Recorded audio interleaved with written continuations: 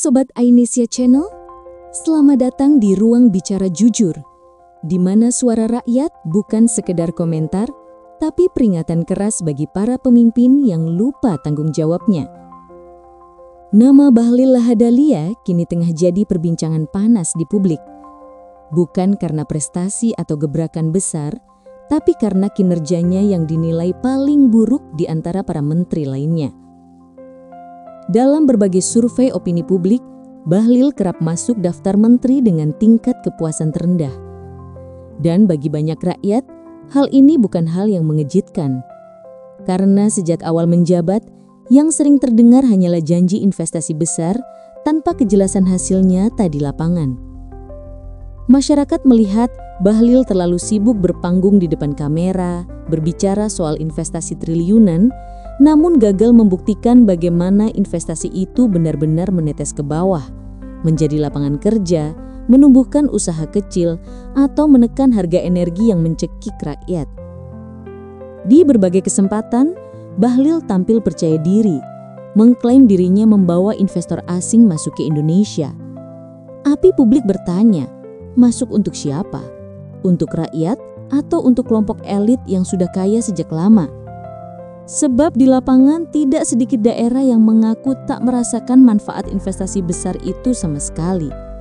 Justru yang muncul adalah konflik lahan, kerusakan lingkungan, dan kesenjangan ekonomi yang makin melebar. Sebagai Menteri Investasi yang kini juga memimpin Kementerian ESDM, bebannya memang besar. Tapi tanggung jawab besar tidak bisa dijawab dengan sekedar pidato dan angka. Dan disinilah letak kekecewaan rakyat. Bahlil dinilai tidak mampu mengelola amanah ganda ini dengan baik. Kebijakan energinya tumpang tindih, komunikasinya membingungkan, dan arah transisi energinya tidak jelas. Salah satu kebijakan yang paling menuai kemarahan publik adalah program Pertamax Green 92, bahan bakar yang dicampur etanol, yang diklaim ramah lingkungan tapi justru membuat rakyat terbeban. Harga naik, performa kendaraan menurun, dan tak ada sosialisasi yang jelas. Publik merasa Bahlil gagal berkomunikasi dengan rakyat. Ia memaksakan kebijakan yang bahkan belum siap secara teknis maupun ekonomi. Rakyat pun marah, bukan semata karena kebijakannya salah, tapi karena cara pemerintah memperlakukan rakyat seolah tak penting.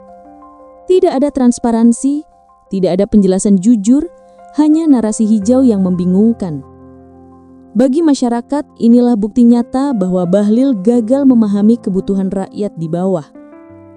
Kritik terhadapnya juga datang dari pengamat ekonomi dan energi. Banyak yang menilai Bahlil lebih cocok sebagai juru bicara politik, bukan pejabat teknis. Ia piawai berbicara, pandai beretorika, tapi minim bukti konkret. Proyek besar diumumkan, tapi hasilnya jarang terlihat. Investasi terus digembar-gemborkan, tapi pengangguran tetap tinggi dan harga energi terus naik. Yang paling mencolok, publik menilai Bahlil terlalu berorientasi pada investor asing. Sementara investor dalam negeri dan pelaku UMKM malah kesulitan berkembang. Kebijakan yang seharusnya memberi peluang bagi rakyat kecil justru lebih sering menguntungkan korporasi besar dan oligarki. Inilah alasan mengapa Bahlil dianggap sebagai simbol kegagalan arah ekonomi pro-rakyat. Dan ironisnya, ketika kritik datang, Bahlil justru sering tampil defensif, membenarkan diri dengan alasan teknis, bukan introspeksi. Padahal publik ingin pemimpin yang berani mengakui kesalahan dan memperbaikinya, bukan sekadar pandai membungkus kegagalan dengan kata-kata indah. Di mata rakyat, Bahlil kini menjadi contoh nyata menteri yang kehilangan sentuhan dengan realita. Ia berbicara tentang investasi masa depan, sementara rakyat berjuang membayar harga BBM hari ini. Ia berbicara tentang pertumbuhan ekonomi, sementara rakyat bertanya, pertumbuhan untuk siapa? Sobat Ainesia, inilah wajah kepemimpinan yang rakyat lihat hari ini. Cerah di panggung, tapi gelap di lapangan. Berisik dengan data, tapi miskin dengan aksi nyata. Dan sampai hari ini, belum ada satupun langkah besar dari Bahlil yang benar-benar memberi dampak langsung bagi rakyat kecil. Janji terus diumbar, kebijakan terus diumumkan, tapi hasilnya nihil. Sementara kepercayaan publik terus menurun dan nama Bahlil semakin identik dengan kinerja terburuk dalam kabinet. Rakyat sudah lelah mendengar kata investasi, karena yang mereka butuhkan bukan janji masa depan, melainkan keadilan ekonomi yang bisa dirasakan hari ini.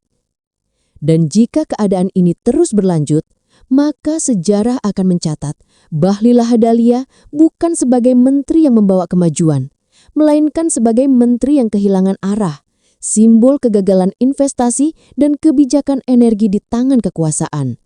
Terima kasih sudah menonton. Jangan lupa subscribe, like, dan nyalakan lonceng notifikasi agar kamu tidak ketinggalan pembahasan tajam lainnya dari kami. Sampai jumpa di video berikutnya. Tetap kritis, tetap logis. iNesia Channel, suara rakyat, dari rakyat, untuk rakyat.